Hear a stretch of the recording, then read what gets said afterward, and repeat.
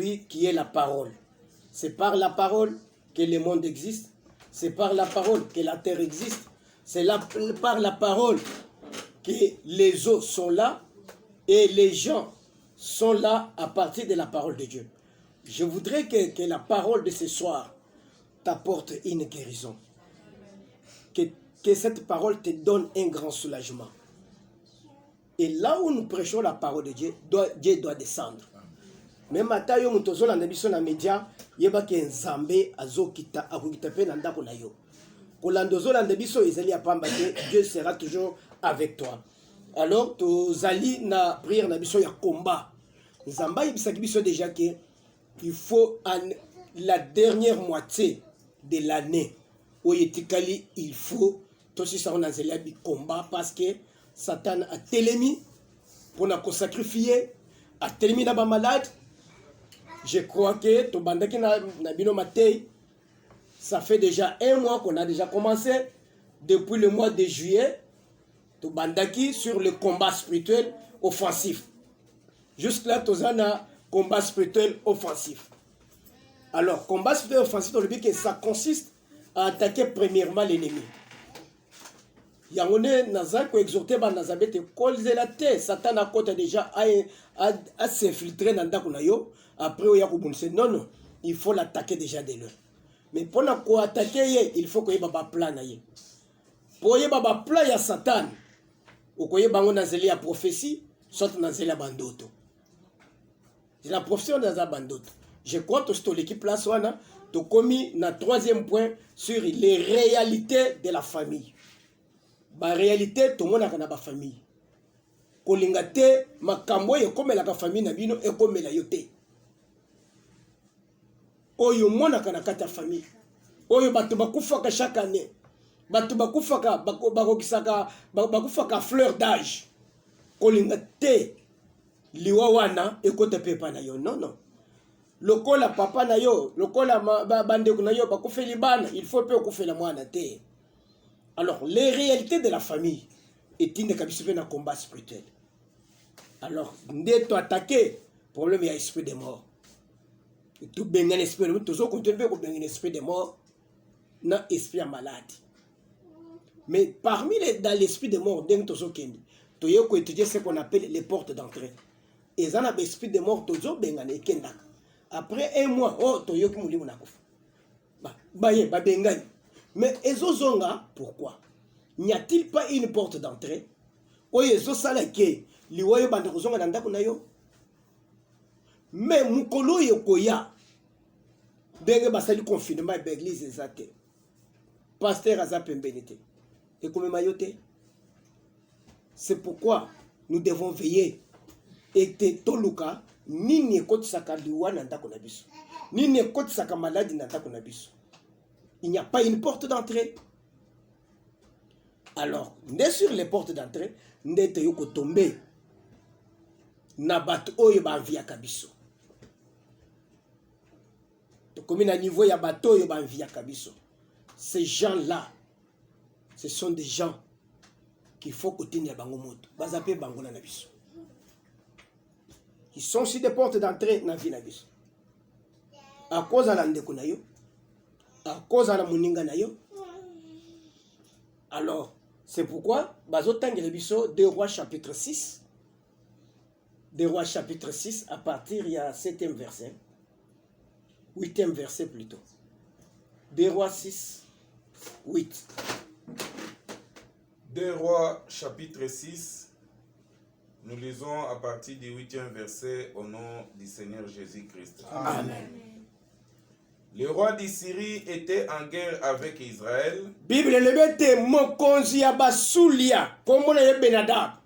Azelaki na bitumba de temps en temps na Israël. Bandeko, Syrie na Israël, baza bandeko te. Bitumba na bango za tilelo. Omoni bitumba ya Syrie oyo ya Bashar soki komona Bashar papa. Bashar oyo moni Bashar oyo azobundisa bato epa na wana e banda lelo te. Bashar ayoka te. Abanda kala. Yo moni États-Unis akei atikiye bitumbe continuer et tâche d'accord qu'on fasse dans cette pourquoi parce que leur guerre est biblique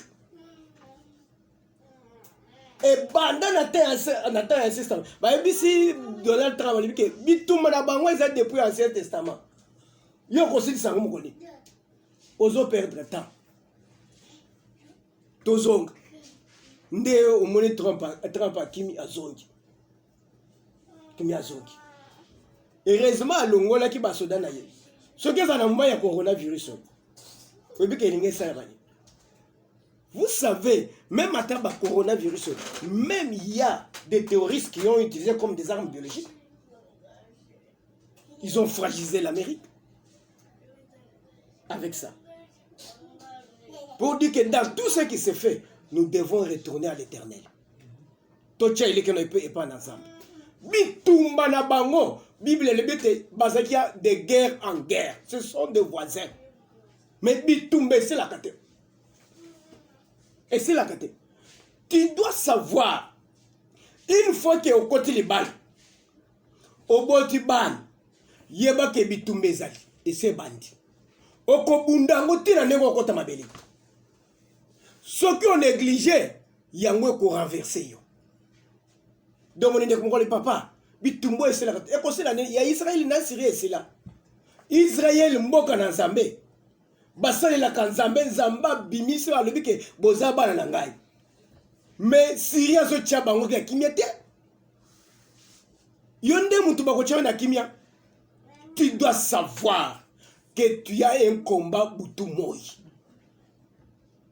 Butumoi. Pourquoi? Syria za ko attaquer Israël parce que Israël za ko loba ke na zamwa na Nzambe. Zamba be yingai, Zamba poningai, na za na mwana na ye. Comme ça, tous ont attaqué. C'était par jalousie. C'était par jalousie. Alors, aujourd'hui, nous sommes attaqués par jalousie. C'est pourquoi nous devons combattre. Pour te mungura na biso alongate. Amen. Amen. Israël est en guerre. Comme toi, tu es en guerre. Moi, je te dis, papa, maman, nous sommes en guerre. En guerre. Aujourd'hui, Macron a déclaré que nous sommes en guerre contre le coronavirus. Guerre sanitaire. Et tu es aussi en guerre contre tes ennemis. Contre Bando qui a famille à Mobile Nayo. Contre Bando qui a famille à Moissé Nayo. Tu es aussi en guerre. La guerre est réelle. La guerre est réelle.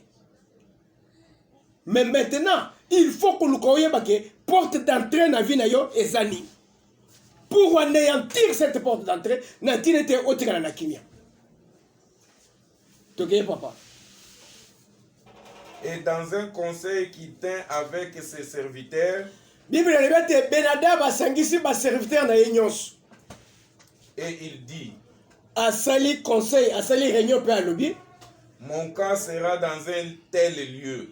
Azona bete omoni bisika nga na kovanda mabele na ngai nazopona mabele oyo nga na kotonga maison présidentielle mabele wana ekozala place te place azolakisa mosapi wana ya ye te na mboka ya bato na Israël. Amen. Amen. Na mboka ya bato benada bafanda libi omoni ndeko tofandi awo tozokende kotonga ndako na biso na mboka wana mboka zolakisa mosapi wana ke nde bisika kotonga eza ya ye te ya Israël. Faites attention. Oyebi te combien bazolakisa misapi ke lelo bakota na ndako batika na ndako na yo bala na ndako na yebisaka bandeko basi oza na libala. Faites attention. Évitez ba camarade. Pona nini oyebi te camarade nini azo envier à la place yozali. Basi mususu bakufa bachele bango ba poison. Et pas ba camarade bakufa, ba camarade ba remplacer bango ndako. Je connais un petit frère. Moi si ne ya otu kokufa. Et bembeza na se bazolela. Basi mbale bazo bunde le petit frère kono. te abandaki na ngai nde moto akosala bakeye bakundi mwasi wana azongi afandi na ndako ti lelo babala ye ngai lebi ngai nakolia fufu na ndako na bino te mpo mwasi oyo nayebi te mwasi oyo akozala elimine mwasi na yo te mpo ye azwa libala Benadab azolinga atyaka na ye na terrain ya Israël. Na terrain ya Israël. Melingi te combat na biso eza focalisé. Likolo ya batu oyo bazali kolinga ba remplacer biso. Koza lelo ufandi ozoteka ndengo ozoteka wana. Abi place wana ezala ta ya ngai. Asai ni yo akoli munguna na yo.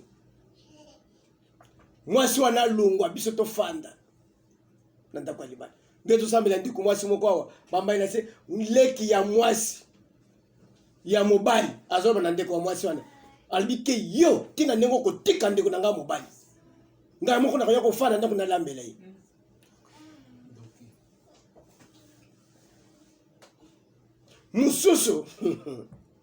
mususu mwana azana ndako ya mama leki na ye a préféré mama leki akufa ye a remplacer mama leki na libala mama leki azana na bomo mais mwana akomi kopema na mobali ya mama leki. Vous devez savoir que Benadab azolakisa mosapi ke akoya kofanda ndako na yo oza wapi ntango Benadab azolakisa mosapi oyo le roi d'Israël afandi azolia azomela abosani ke azana banguna na ye bazolinga nde babotole mabele mutu nyonso azolinga botola yo ata mwana cette année akufa. Amen. Alléluia. Amen. Zabo tozo sambela atika te Benadab abotolo mwana abotolo mati eteni ya lupao abotolo mbongo na musala Zabo tozo sambela za wapi. C'est pourquoi nous devons aller en guerre. Nous devons combattre. Pour te Benadab, oya sa tomoli musapi. Azo lakisa, a s'implanter na ndako na yo. Akoma te. Mission na ye kokisama te. Place ya batu. Dena bakana batu o nyos. Azoli convier yo. Olati veste boy. Veste kitoko mutu mususu o mata boy veste kitoko okoyo ko apprécier mutu kaka une seule fois et si et comme lelo oluliam après oluliam c'est que mutu anaza mutu babe azoli ngokufa a récupérer veste wana na kotumba yo moto même ata ofandi awo okozwa moto. Amen. Amen.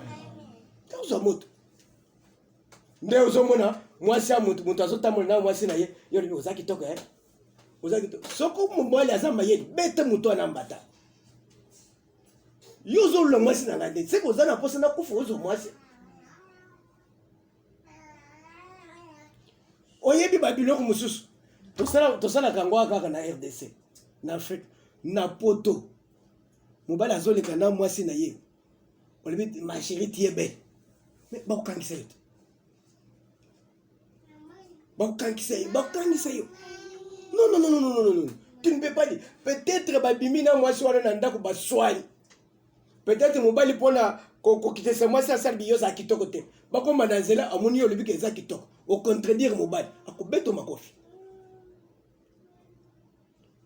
pour dire quoi mutu nyonso azali convier place na yo mupanga na zambe kitela ye mbulo yesila te alala na se mutu nyonso azali koluka a récupérer part na yo a récupérer mwana na yo a récupérer poste ya musala ezali ti ndeko moko ndeko oyo tosambelaki dimanche moko ako mpona musala baengage ye na epa blatiner oyo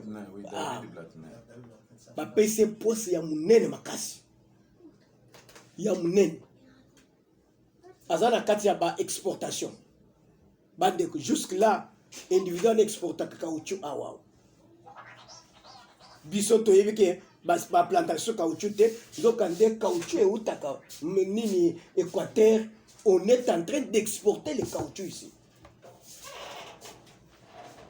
Que Dieu nous fasse grâce. Mais ezana mbato ya kutiwana balingi ba compliqué ye. Na musala na poste. Mweni ye mwana mukria zu poste ya munene. Biso to zu poste ya mukende ngini a contrôler biso deni. Biso to remplacer ya zonga na sima. Na libe pesa nga komo individual. Apesi nga komo to tumbi na tongwana. Benadab azo luka a remplacé le niveau musala a kufa. Même ataza PDG lukio bitumba na musala ayamba mupanga na moto. Musala wane kufa. Ba kote na prison. Zamba créé circonstance moko ba sala banquette ba audit ne ba sala ba audit mikolo ba ko ile kolo a PDG na bin. Ba tali boyo a des millions de dollars. Directement azo kota na prison yo tikale libre. Amen. Babundi saka muyuda te. Babundi saka mwana na Nzambe te. Yo fandi olali on dirait oza mwana na Nzambe te. Bazo bulso bitume pe zo kota zo simba. Bo mwana na Nzambe leza wapi? Il faut même na musala. Il faut même na quartier ba sentir que ça c'est un enfant de Dieu. Amen. Qui est un enfant de Dieu? Oyebi na tongo lobby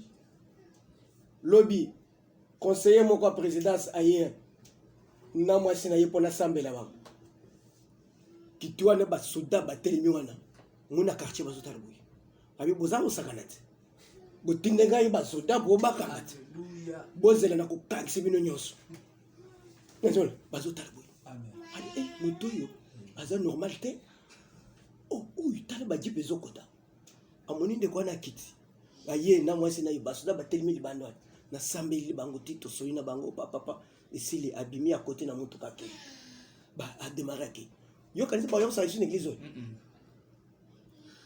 semaine passée na tongo na 6h na mona nani vice-président ya auditorat militaire nani papa Joseph pas na mutuka na ye aw teni na bagarde du corps ngai na lali na nazobenga papa bima naza liboso ya lopango a osambela ngai atemwana bato nyonso awo bazotala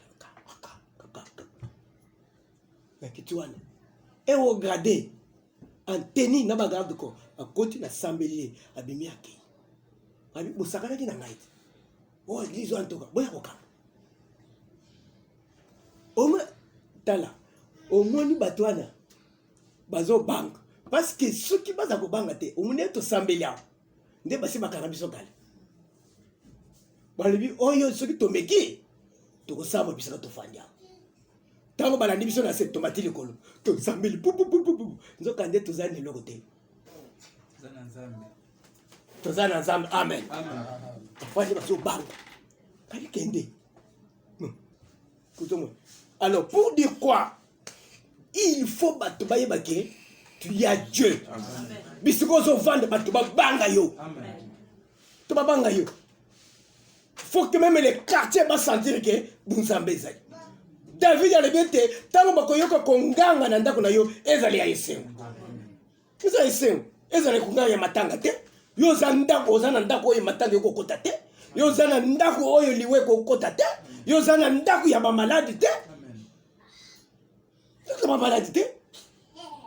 il faut bafete ezala ndako na yo un jour même un samedi na tongo obimisi mbongo pesi mama kende somba ba makemba somba ba biloko lelo tozofana bana ngai tozofete tozolia à l'occasion de rien bayoki musique ezobeta bana bazolia bazobina bazosepela batu mais nini eza kuna o bazofete à l'occasion de rien.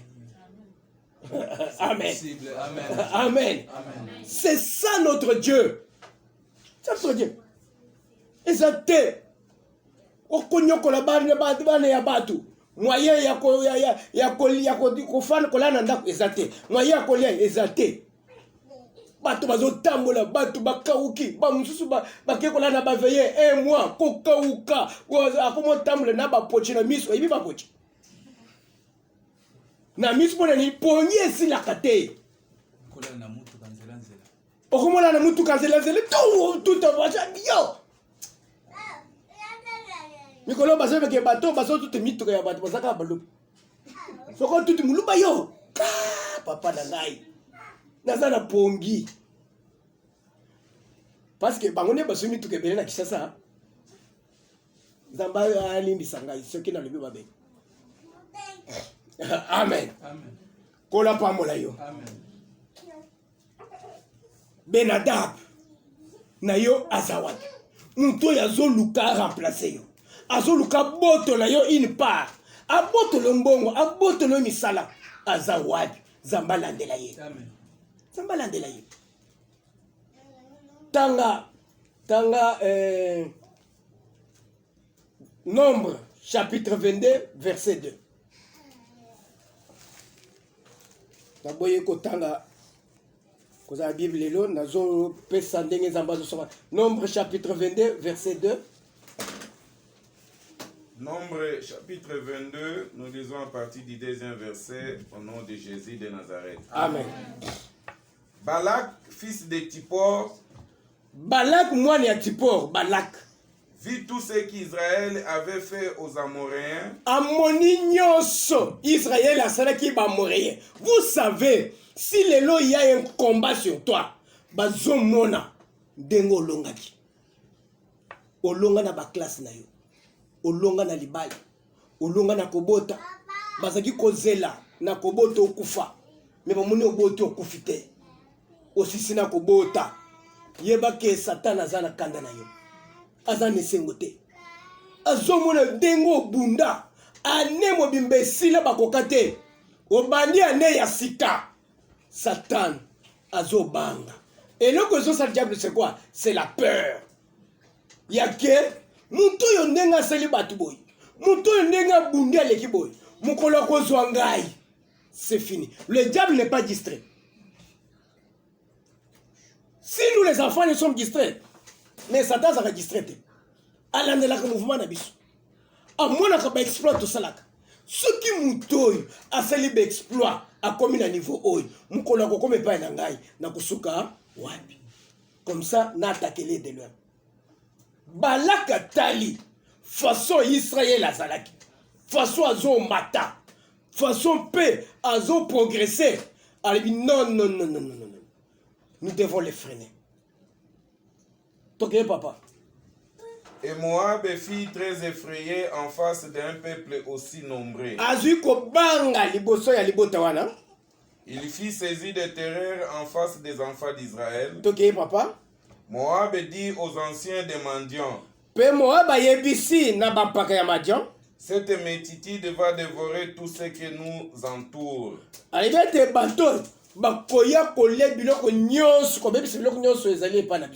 Comme le bœuf broute la verdure.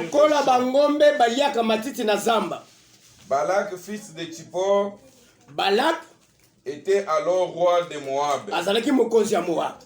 Il envoya des messagers auprès de Balaam, fils de Béor, à Pétor sur le fleuve, dans le pays des fils de son peuple, afin de l'appeler et de lui dire, voici un peuple est sorti d'Égypte, il couvre la surface de la terre, et il habite vis-à-vis de moi.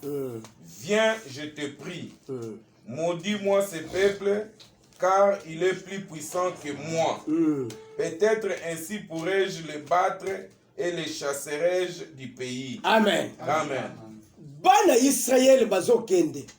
Bakomi na plaine de Moab. Avant na frontière. Avant bakota na mboka ya Moab. Zamba lobi bopema wana. Parce qu'il marchait. Ce qui colonne de nuée telemi. Bango pe bako telemi. C'est que l'anga dans Zambé lui qui est botelé.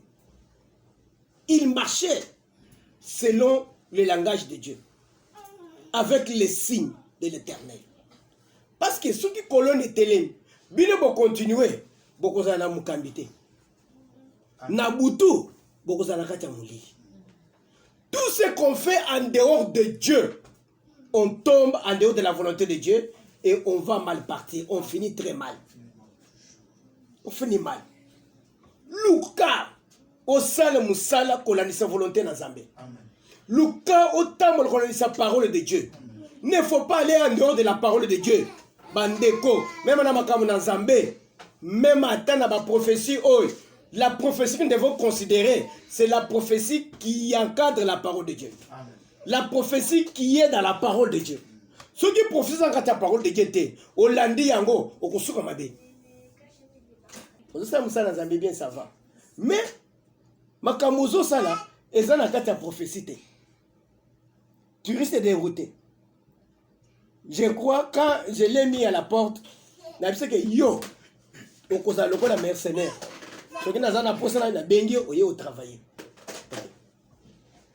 Alors quand il est parti, Bisika Kei, ayeko ibisa ayeko kosanga babengani ngai kuna po ba ibisa ngai ke ozaka osala ke kuna boy. Nzokande lokuta.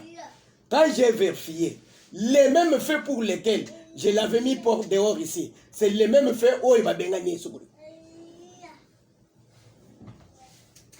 Ok, nandaku ya bana na Zambie. Nazana mbongo kufuta ndakte. Nazana boite. Nazana mbongo kulia boite. Tout ça. Ayeko koyela mususu azali fidèle ya pasteur na ye. Ayeko benga passer tel individu moko aboy. Aka. C'est vrai. Il y a comme un niveau wana. Ba bengiye. Banda lelo. Vous allez sur musaboli. Non, mais tant qu'on a landeli, on a trouvé que les mêmes faits pour lesquels je l'avais mis dehors ici, ce sont les mêmes faits au bâti. Je dis que quand vous êtes dans l'œuvre de Dieu, même dans la parole de Dieu, vous allez en dehors de la parole de Dieu. Dieu reste dans sa parole. Dieu n'est pas en dehors de sa parole. Quand vous êtes en dehors de la parole de Dieu, vous avez déjà la carte à moulili, tu vas te perdre. Ndé au moni l'église et belé le pingui.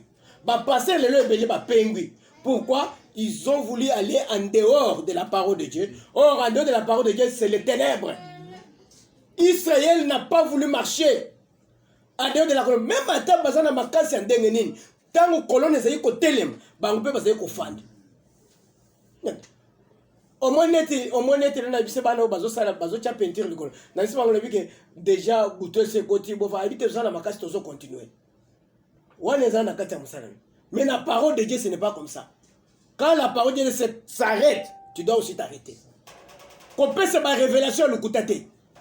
Oh Dieu ceci na zamba sola kisangai pai wana e boti bamba mwana za Yesu Kristo. Ce qui est celui sur le qui n'a pas été, colobate qui est ça pas. Les autres ont mona, bah interprétation même ya bate na Zambie comme nous étions sur comme Yesu Christ. Nous étions sur comme Yesu Christ. Yesu Christ azaka bede. Oui ça ba ndete moko ya bede. Ya unyati boye bukani mbala moko. Amen. Amen. Il s'arrêtait. Nous devons nous arrêter là où la parole de Dieu dit. Parole, même à terre, vous devez vous arrêter conformément à la parole de Dieu. N'allez pas au-delà de la parole de Dieu. Même en tant que prophète, dès la monnaie prophète, mon gars, prophétisé, Zamba le dit, bozo moulagi mai, il y a 1,5 litre, bosambela, bopesa ndeko yamel, yo so si 1 litre et demi. Yo tango za bonne santé, mai nan oso melang 1 litre et demi osedisi. Pour te kopesa muto azobela 1 litre et demi. Muto bato melima taka mwali mwevimbi boy. Oluka isuma yakome. Kimwezo simba tu mai leki. Ça c'est mai nyo se bimi de ban. Oye za prophétie, mais ça parole de Dieu. Na yo pasteur osola ne biloko boy. Ba prophète, au moins ba prophète, nde ba pengisi ba église ebele. Samba le bila ngai boy. Zo mafuta mela. O melisi bato mafuta mbile bato babika. Amen. Amen. Dès temps va s'arrêter, va vandi, bango va s'arrêter. Va éviter qu'est-ce qui se passe. Nzokande, ezana batu bazo observer bango. Nazo ke ndengo zo tamula boy. Na ndengo zo la lozola moka. Okasi ko zayo moko te, ezana batu bo observer bazo tala yo. Ezana batu bazo landela yo. Benada bazo landela yo. Balak azo landela yo. Bango ba fandi bazo lezo kande Balak. Balak c'est za papa na yo occultiste wan. Afandi azo tala yo. Ezali ndeko na yo occultiste. Azo tala yo. Si aujourd'hui même dans la famille, vous avez déjà un pion moko, azali magicien, occultiste ou féticheur, c'est déjà une porte d'entrée dans la famille. Faites attention, vous allez discréter. Parce qu'une seule personne dans la famille peut engager tout le monde. Parce que c'est votre sang. Vous avez le même sang. À quoi engager à sacrifier la sauce. À sacrifier bande ya bandeko. Bandeko. Moi j'ai vu quelqu'un. Azape musikate. Azape mbeli na biso. Aza na titre moko na ba autorité politique. Baza na lupango na bango. Akamati bandeko na ye atie na lupango. Mukolo moni bazo pakola peinture na lupango wana. C'est que mutu fo alali. Fo mutu alali. Batu bazo mais tango azoya bazo welela ye oh ya ye oh noko ye papa li azo kabola bango mbongo azo pesa mbongo papa nzokande yende mutu aza porte d'entrée ya liwa na kata famille. Faites attention. Ce qui au sentir dans ta famille ezana mutu moko asa simbikis azandoki a commis porte d'entrée dans la famille. Akoyi kotika bana na ye alie bana na yo. Akoyi kotika misala na ye akangi ya yo. C'est-à-dire lui a commis muto ya zo pesa passage. Bato bako une fois que mususuki ayeka na ndako kaka pamba akoti na ndako boyambi ye nzele fungwami bando kinyo sa famille bakoteli bino. Na pesi bino message ya prophète moko azoya ayebite serviteur wan abi nazo mona serviteur moko apesi na bilembu nyonso abi ke tout d'abord dimanche ayakiawa mais serviteur wan musaneni batinda kaye po afongola ka porte na bato bakotaka na ndako na yo babetaka flèche ya malade. Une fois kazoya bozoya mbaye ye azofongola porte po malade ekota na ndako. Apesi na kombo yango amin me yo yebiyete mukolo zo sala prophétie likolo awa ndeko na ye azola akomi kolamba kana azo bala mis amati likolo na kena ibisa ni video ni yewan tala na nyo yewan oyo nzambala kisaki ngai to tindele moto banda ke detelelo na mona zo bili sosode. Et cause la mutu moko azalaka afungulaka porte na ndako na yo. Même membre de famille. Une fois qu'il a côté abîmé, pas problème côté na ndako. Makambo côté na ndako. Oyambaka nayi. C'est pourquoi que ozoyamba mutu nyoso na ndako na yo bandele na prière. Bandele na prière. Nazana nokumoko. Seriwa nazai kuna na sena lui sakuna. Na ibika azaka misala mabe mikonyo soka ye na ndako tozo banda prière to kosala prière ya 10 minutes kitisa kangamis to sambela to kangamis tozo sambela na tindentation de prière après na côté na moto to sambela mutu nyonso azo loka biso azo atala ba kindoki moto na zambel tumba ye tango nazo tumba yo wana muni asa funguli biso azo tala ngai azotala ngai ozomona fani lia fufu na lia te zobo na azwa te ti atelemi aki très mal à l'aise donc ce qui avant aya komo kotuna azana ndako soki balibike nazali akoya te mukolo moko aya kutingai to sambe to bandi prière na fukolo biso na kote individu asaki talibi ozi yango oziango bato bongo yamba bango na prière tumba bango moto même matin isaïe afandi wana tanga komona ye bwakele ye moto kokima akima kenda tilelo ayaka te moto papa pasteur ya lokuta alela ba prière ya kosakana te baninga bayaka bayambaka bango na secret ngai na yambo na secret yo na ko na moto ezana bato foko yamba bango na moto papa mama prière ya 10 minutes 15 minutes moto ezotoka prochainement akoya te amona ke basi bayebi ngai nde bandeko yo akei Balak akei ko serenir na Balam po balakela Israël mabe bakufa nani azala la base ya bitumba na yo mutu nyonso akei kosala coalition pour la destruction ya vie na yo moto na zambe tomba yo c'est ça le combat yo bundisaka nani mutu nyonso atelemi même atana musika azokane ke mbuloy olala na se okufela mwana okutana ba problème ba difficulté kote na vie na yo moto na zambe tumba ye mutu nyonso azokanisa abotolo mwana abotolo mbongo abotolo place na yo abotolo takiti ya musala ayamba kitisa mutu na yo tozo sambela